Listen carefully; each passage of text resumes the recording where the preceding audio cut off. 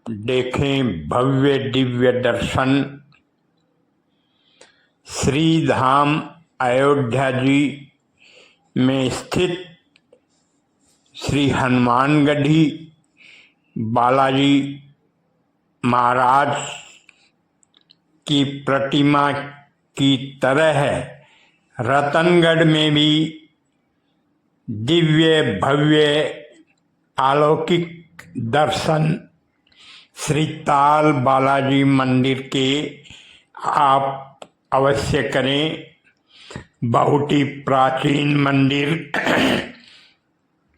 श्री धाम अयोध्या जी के संतों द्वारा स्थापित रतनगढ़ में भव्य दिव्य श्री ताल बालाजी महाराज का मंदिर और अलौकिक भव्य अद्भुत दर्शन आप करें। संतों द्वारा स्थापित यह श्री ताल बालाजी मंदिर रतनगढ़ बस स्टैंड के पास श्री ताल मैदान में स्थित है। श्री ताल बालाजी मंदिर जिसके आप भव्य दिव्य अलौकिक अवर्णनीय दर्शन आप अवश्य करें। जय श्री बालाजी महाराज, जय जय सीताराम जी महाराज। जय श्री बालाजी महाराज, श्री ताल बालाजी मंदिर रतनगढ़ आप देखें भव्य दिव्य दर्शन श्री धाम अयोध्या जी में स्थित श्री हनुमानगढ़ी बालाजी महाराज की प्रतिमा की तरह है रतनगढ़ में भी दिव्य भव्य अलौकिक दर्शन श्री ताल बालाजी मंदिर के आप अवश्य करें। बहुत ही प्राचीन मंदिर श्री धाम अयोध्या जी के संतों द्वारा स्थापित रतनगढ़ में भव्य दिव्य श्री ताल बालाजी महाराज का मंदिर और अलौकिक भव्य अद्भुत दर्शन आप करें। संतों द्वारा स्थापित यह श्री ताल धर्म आचरण समाज जागरण संस्कृति समन्वय आयाम रतनगढ़ जिला प्रमुख Suresh Sevda YouTube channel Natraj studio Ratangarh झलकियां देखें 8000877281। जय जय वाणी माधव भगवान लेटे हनुमान जी महाराज। नाग वासुकी भगवान की जय। गंगा यमुना सरस्वती की जय। राधे राधे। जय जय सीताराम जी महाराज। गौ माता की जय। धर्म की जय, अधर्म का नाश हो, प्राणियों में सद्भावना हो। चैनल को लाइक, सब्सक्राइब, शेयर, कमेंट, घंटी बजाकर पूरा वीडियो अवश्य देखें, औरों को भी भेजें, अक्षय पुण्य लाभ लें।